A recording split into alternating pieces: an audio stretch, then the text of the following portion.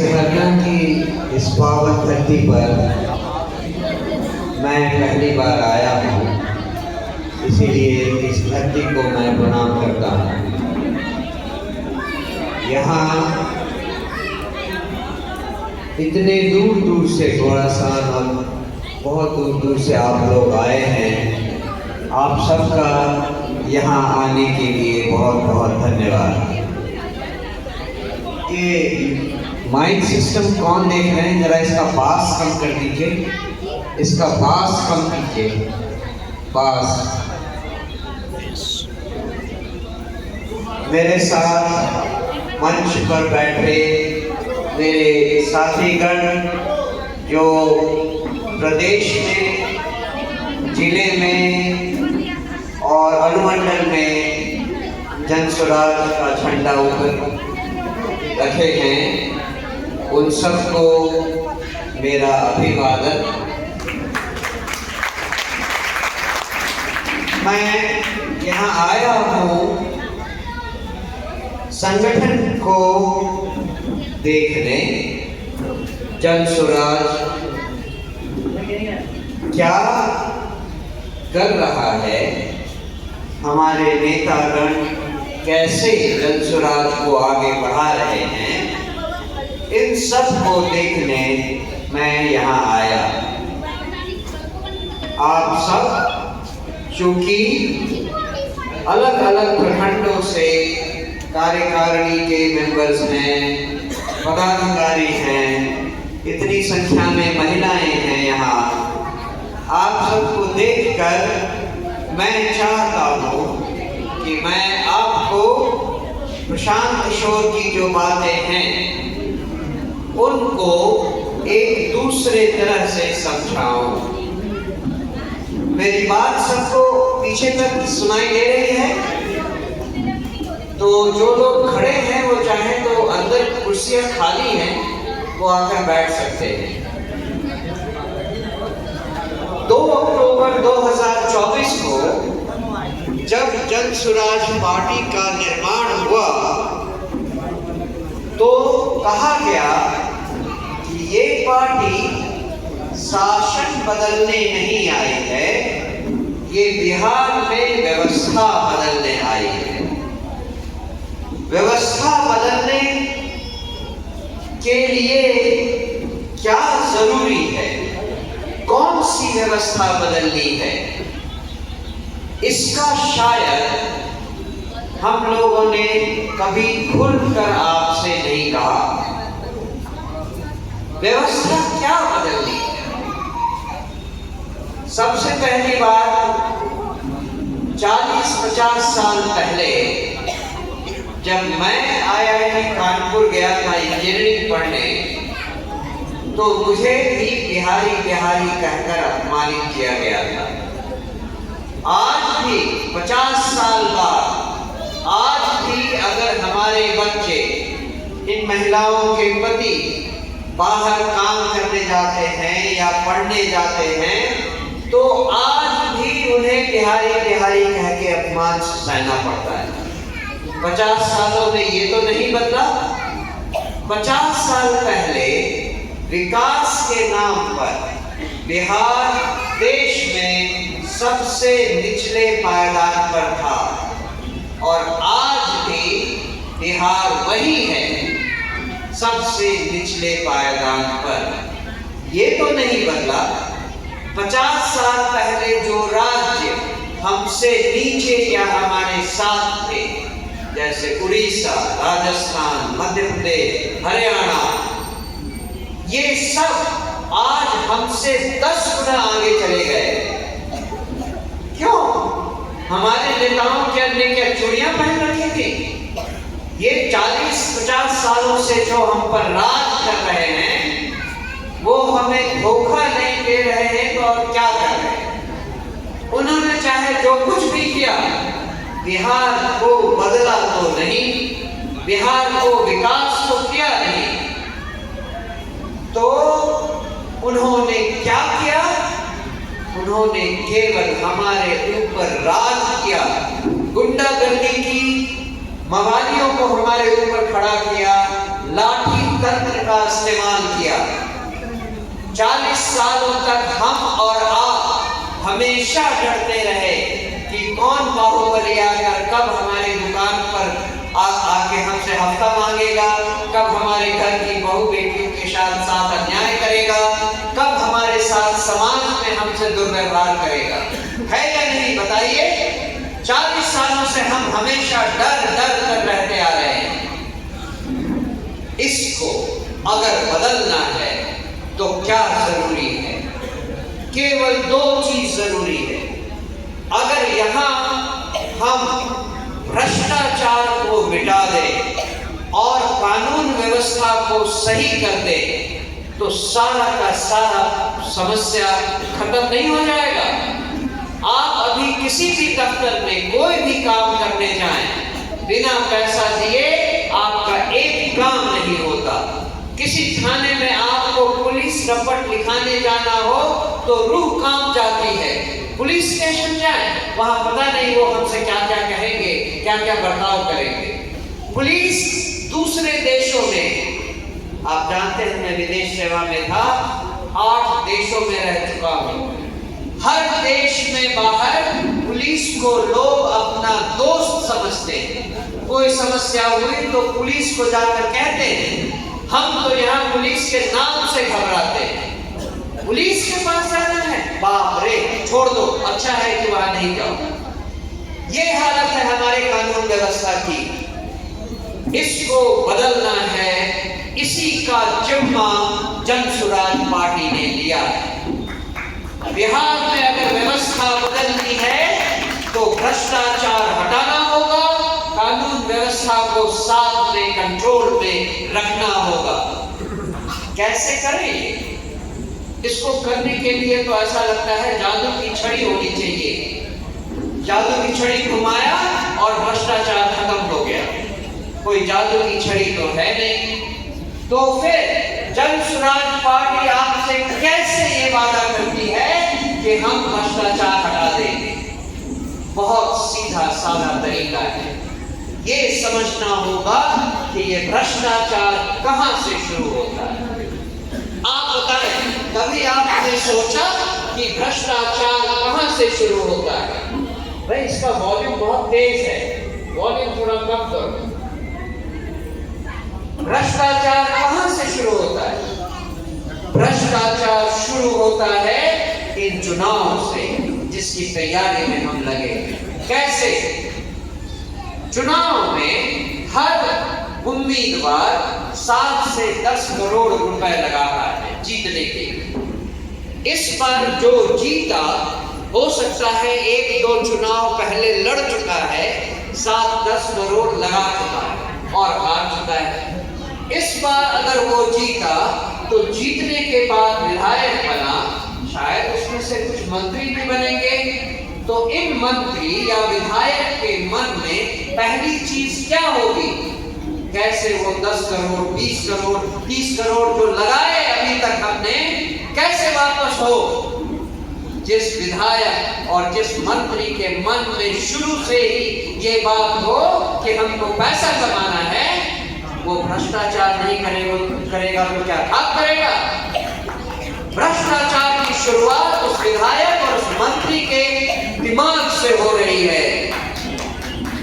जब तक हम अपना विधायक और अपने मंत्री को ऐसा नहीं बनाएंगे कि उसके दिमाग में भ्रष्टाचार जन्मे नहीं, तब तक बिहार से भ्रष्टाचार कभी खत्म नहीं होगा।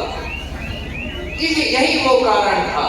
केवल इसीलिए प्रशांत किशोर ने कहा, मंच से, खुले मन से कहा, हमारा उम्मीदवार ऐसा काबिल आदमी होगा।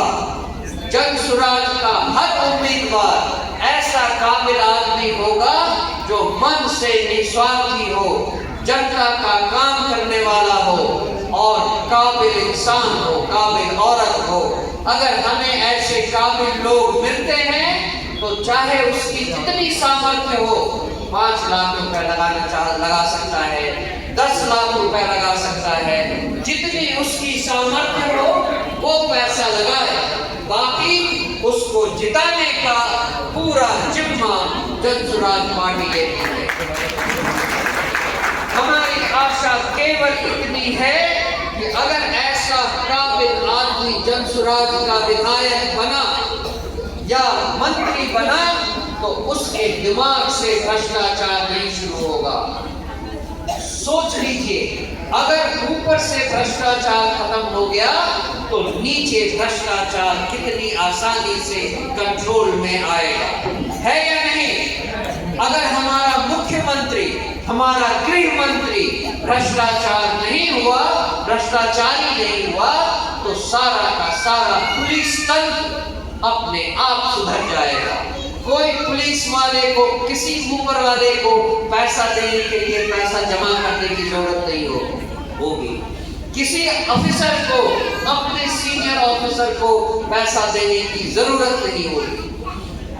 3 महीने के अंदर अगर हमारे जन सुराज का उम्मीदवार, जन सुराज का विधायक, जन सुराज का मंत्री ऐसा काबिल जनता के बीच काम करने वाला हुआ जिसके मन में भ्रष्टाचार नहीं है, तो 3 महीने के अंदर बिहार से भ्रष्टाचार हटा दिया जाएगा। केवल 3 महीने का समय चाहिए। अगर हमारा मुख्यमंत्री, गृह मंत्री भ्रष्टाचारी नहीं हुआ तो आपको उसके बाद किसी भी थाने में 1 पैसा देने की जरूरत नहीं होगी। इसीलिए हम कहते हैं, अगर और जब हमारी सरकार, जन सुराज की सरकार बनी, वो जनता की सरकार होगी। जनता ने अपना काम किया। जिस दिन हम जीतेंगे उस दिन हम कोई जश्न नहीं मनाएंगे, क्योंकि उस दिन जनता ने जो बोझ, जो जिम्मेदारी हम पर दी, उस जिम्मेदारी से हमारे कंधे झुके होंगे।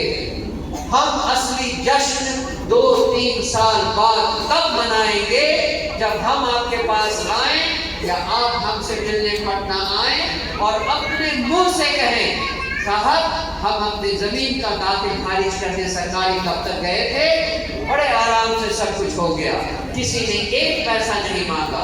हम थाने गए थे अपनी कुछ रपट दिखाने की, थानेदार ने बहुत आराम से हमसे बात किया, सारी रिपोर्ट लिखी, किसी ने परेशान नहीं किया, किसी ने 1 पैसा नहीं मांगा।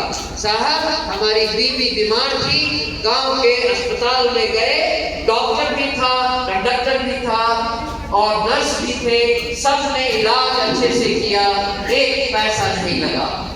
जिस दिन आपके मुंह से हमने ये सुना, उस दिन हम जश्न मनाएंगे कि बिहार को बदलने के लिए जो सपना हमने देखा था, उस सपने पर 2 कदम आगे चले आए।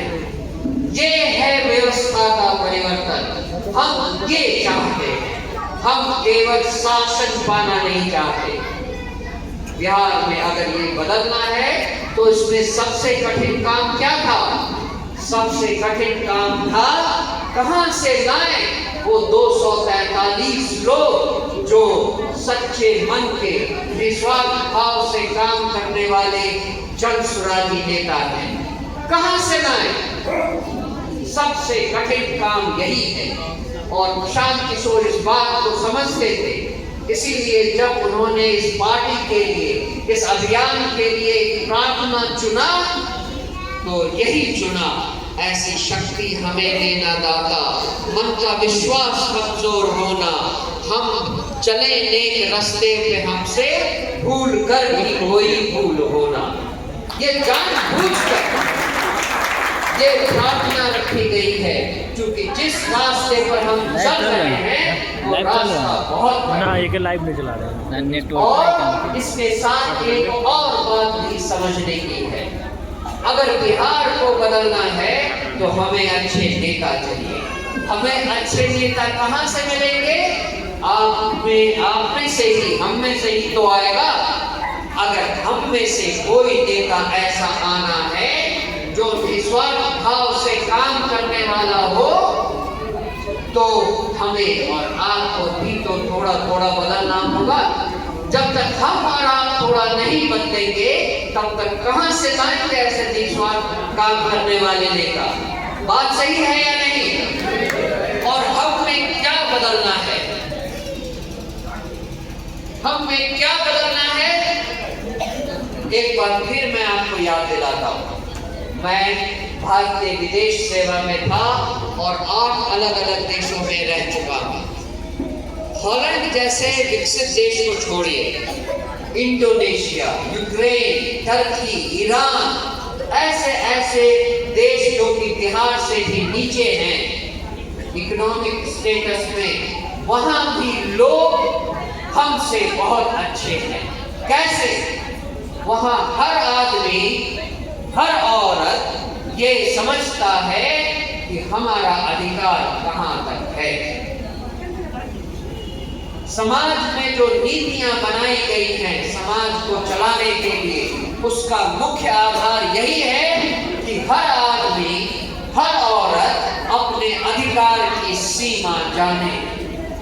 हमारा अधिकार तभी तक है जब तक हम किसी दूसरे के अधिकार को मार नहीं रहे हैं। सोचिए जरा, सड़क बनी है सबके लिए। आप अगर सड़क पर अपनी गाड़ी ऐसे ऐसे पूरे सड़क पर चले, ये कहें कि हमारा तो अधिकार है पूरे सड़क पे, तो दूसरे जो चलने वाले हैं आप उनके अधिकार को मार रहे हैं या नहीं? हमारे यहाँ यही हो रहा है। हर आदमी सोचता है कि जितना हमारे पास है उतना पकड़ के अपने पास रख लो, पता नहीं कौन गुंडा आकर हमारा वो अधिकार छीन ले। इसमें गलती हमारी पूरी नहीं है। 40-50 सालों से हमने यही गुंडा राज तो देखा है। कभी भी कोई गुंडा आकर हमारे ऊपर भौंस जमाता है और हमारा जो अधिकार था उसको छीन लेता है। तो अब हम सब थोड़े थोड़े भ्रष्ट हो गए। जहां जितना मौका मिलता है उतना अपना अधिकार पहले छीन कर अपने पास रख लेते हैं। अगर हमें बिहार बदलना है तो इसको बदलना होगा। अगर हम सच्चे जनसुराजी हैं तो हमें सबसे पहले अपना अधिकार और उसकी सीमा जाननी होगी। जब तक हम नहीं बदलेंगे, जब तक हम अपने अधिकारों की सीमा नहीं जानेंगे, हम सच्चे जनसुराजी नहीं हो सकते। और जब तक हम अच्छे सच्चे जनसुराजी नहीं हैं, तब तक हम कहां से लाएंगे 243 वो नेता जो हमारे लिए विधानसभा में जाएंगे और भ्रष्टाचार को ऊपर से रोकेंगे। मुश्किल है, बहुत मुश्किल है, लेकिन हमारा नेता ऐसा होना चाहिए जो जनता के बीच में अगर जाए तो लोग कहें, अरे ये तो कोई नए तरह का नेता आया है, ये बाकी दलों के नेता से तो बहुत अलग लगता है। जब तक जनता को ये भरोसा नहीं होगा कि हमारा नेता, हमारी नेत्री बाकी दलों के नेताओं से अलग है, तब तक वो जनसुराज पर क्यों भरोसा करेगा? वादे तो हर पार्टी करती है, हर पार्टी चुनाव में आके कहती है हम आपको ये देंगे, हम बिहार को बदल देंगे, भ्रष्टाचार मिटा देंगे। हम पर जनता क्यों भरोसा करे? जब तक हमारा उम्मीदवार दूसरे दलों के उम्मीदवार से थोड़ा थोड़ा अलग नहीं दिखाई देगा, जनता हम पर भरोसा नहीं करेगी। हम इतनी बातें करते हैं जनसुराज की सरकार लाएंगे, बिहार को बदल देंगे। कहां से बदलेंगे? अगर हम नहीं बदले, हमारा नेता थोड़ा थोड़ा अच्छा नहीं हुआ, तब तक जनता हम पर क्यों भरोसा करेगी? बताइए। और जैसे प्रशांत किशोर को देखकर आप लोग आकर्षित होते हैं, कितना अच्छा आदमी है, कितना अच्छा बोलता है। यहाँ आमरण अनशन किया, गंगा में स्नान करके उसने आमरण अनशन तोड़ा, लगता है छोटा मोटा गांधी है कि नहीं? हमारा हर उम्मीदवार जब जनता के सामने आए तो जनता को लगे ये छोटा मोटा प्रशांत किशोर हमारे सामने